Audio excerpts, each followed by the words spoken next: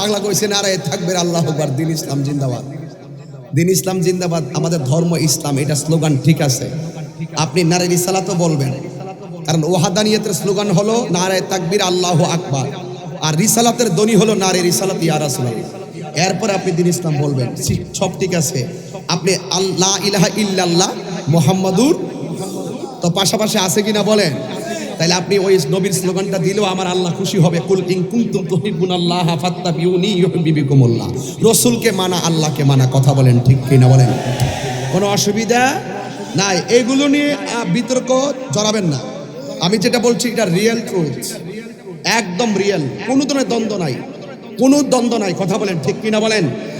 আমার ভাইয়ের, আমার ওইদিকে যাবো না, এই বসো। কি দিয়েছিলাম? আজান। তাহলে সর্বশ্রেষ্ঠ ধ্বনি কি? আল্লাহু আকবার। তো আজানের ভিতরে নবীর নাম আছে না নাই? তো দোস্ত তুমি যে কইলা নারায়ে তাকবীর আল্লাহু আকবার, দিন ইসলাম জিন্দাবাদ, ঠিক আছে।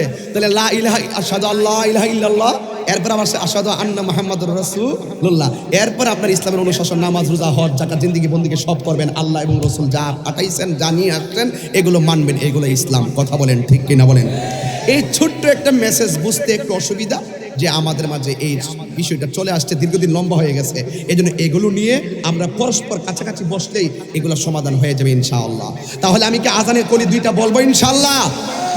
কয় পিছনের মানুষ আওয়াজ করে নাই না, আজান সম্পূর্ণ দিলে লাস্টে দিব। কিন্তু এখন হলো বাচ্চাটা পেটে থাকা অবস্থায় অভিভাবকের কাছে প্রথম আশা, আমি দুনিয়ার আলো বাতাস দেখলেই আমার অভিভাবক আমার কানের মধ্যে কি দিবে?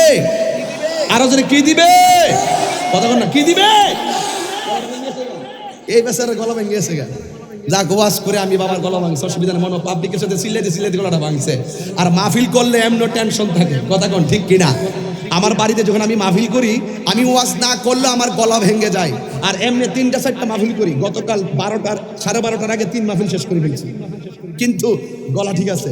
কিন্তু আসলে হঠাৎ করে একটা টেনশনে থাকলে, আজকে ডাক্তার সাহেব দেখি হঠাৎ করে ওই যে রাস্তার মোড়ে আমার আনতে চলে গেছে, পরে আমার ধৈরা মাহফিলে নিয়ে আসছে, আমি হাইটে আসছি। যাই হোক, আজানটা যখন দিমু, এই যে লোকটা উঠছে, এইগুলো কে? এগুলো কি? এগুলো ধরো তো, ধরো ধরো ধরো ধরো, বসো বসো বসো।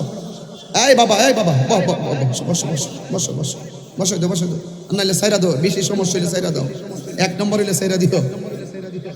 যাক, অসুবিধা নাই। তাহলে আজানটা কি দিব ইনশাআল্লাহ?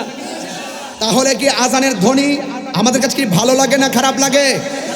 কে ওই শোনানো মুরে আজানের ধ্বনি, মর্মে মর্মে সেই সুর ভাজিল কি সমধুর, আকুল হইল প্রাণ নাছিল দমনি, কি যে মধুর আজানের সুমধুর ধ্বনি, কথা বলেন ঠিক কিনা বলেন।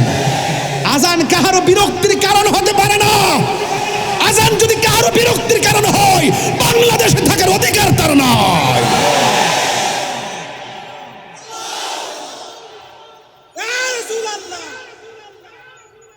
এই বসো, তাহলে আমি আজান দিচ্ছি, ঠিক আছে তো ইনশাআল্লাহ?